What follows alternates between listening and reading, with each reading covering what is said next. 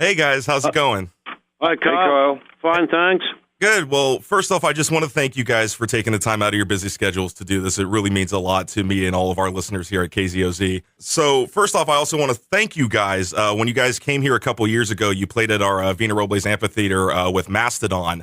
And a few years before that, you played at our California Mid-State Fair with Whitesnake. And just want to say thank you for that as well, because to this day, people still talk about those two shows, about how much fun it was, and just the raw energy that you guys bring to a show. And it's just incredible that, you guys are coming up on 50 years of Judas Priest. I mean, did you think that after all this time, you would still be putting out just a pure rock show from front to back? I mean, and with this the new album Firepower, it's just insane. No, I don't think any of us thought we'd be doing it for 50 years. We sort of looking to get through the end of the week in the early days. Carl, as you said, man, last time we came through, with Whitesnake and Mastodon, this time we're coming through with Saxon and Black Star Riders. It's a proper British invasion of heavy metal, and all the bands have got relatively new music out and forging through in 2018. So it's great to come back with that sort of statement, It really is. And the one thing I want to say, with the new album Firepower, I mean, you guys come out the gates with that album. And I don't know if it's just working with the two different producers. I mean, did you guys have kind of like a game plan going into the studio? I know I read somewhere that you guys kind of went back to the organic way of songwriting. I think that was the biggest difference in this one and Redeemer. We rehearsed the songs together. We played the songs together. When you do that, you get inspired by everyone in the room. If Ian does a bass part or Scott does a fill, it fires you up and it sort of raises the energy in the room, and the songs are refined right up until the moment you press the record button. So it captures the energy, it captures the creativity, and I think you can hear that on the record, as you said, as soon as it comes bolting out the gates. Yeah, absolutely. And so you guys are a few days into the tour, and fans last night got a very special treat from you, Glenn. You went on stage to play a few songs. Yeah, it was I did the encores, and it was a tremendous moment, As I say, the band have been so supportive towards me, and the fans have, and it was a real emotional moment for me to walk on stage and play with the lads, and play the encores. So it's, I'm sure there'll be plenty of other occasions when I join the band, but it was a very special moment last night, being the first time.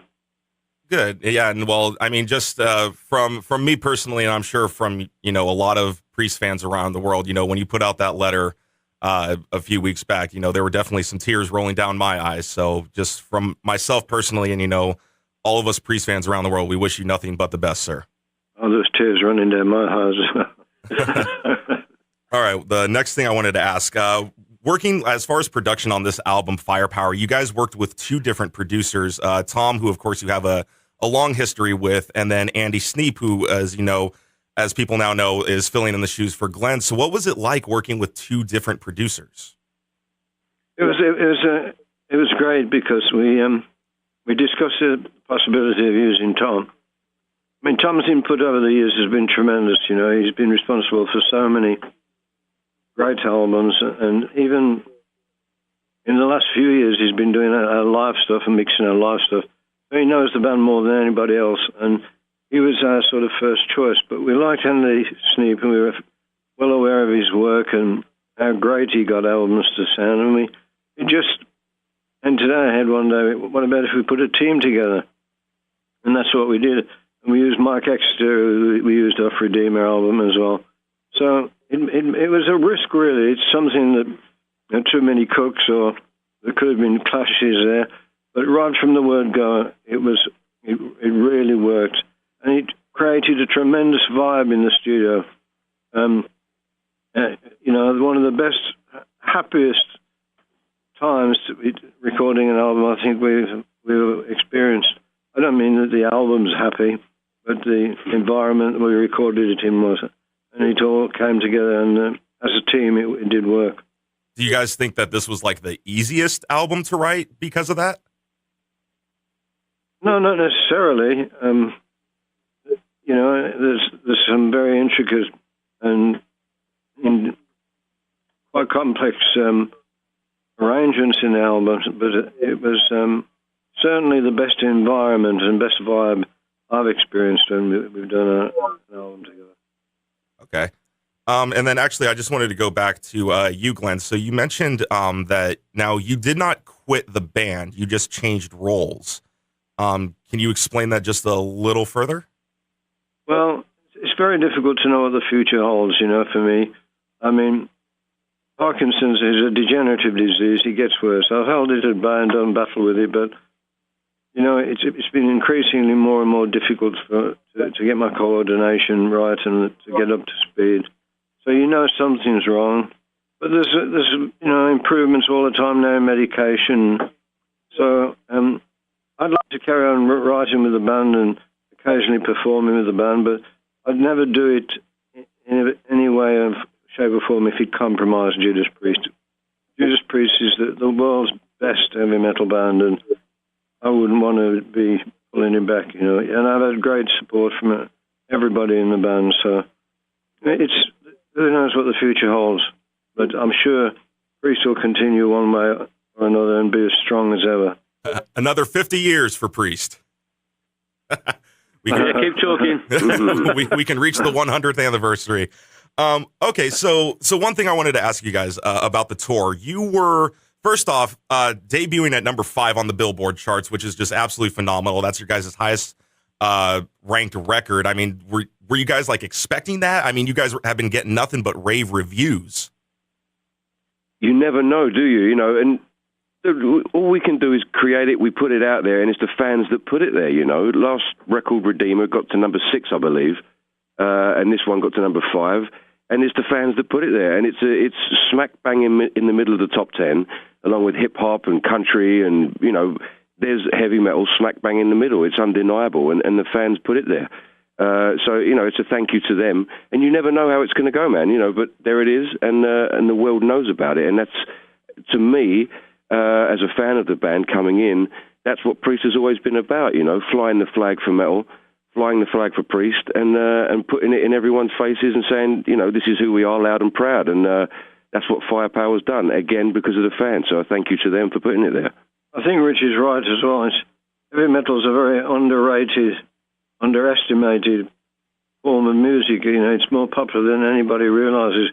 We can go to corners of the planet and 15 to 20,000 kids will turn out in the Judas Priest T-shirts or whatever and have a great metal night. And it's a very underrated form of music.